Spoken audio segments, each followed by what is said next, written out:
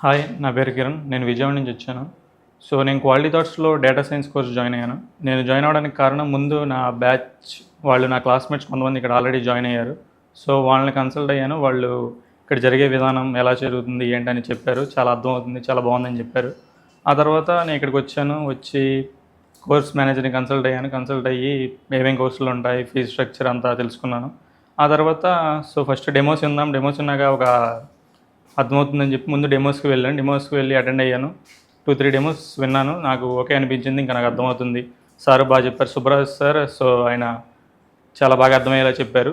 So, first English లాంగ్వేజ్లో చెప్తున్నారు, అలాగే రీజనల్ లాంగ్వేజ్లో కూడా అర్థమయ్యేలా చెప్తున్నారు. ఆ తర్వాత నేను ఇంకా జాయిన్ అయ్యాను. నేను ఇప్పటికి జాయిన్ అయ్యి 2 మంత్స్ అవుతుంది. ఈ 2 మంత్స్లో నాకు చాలా కాన్ఫిడెన్స్ వచ్చింది.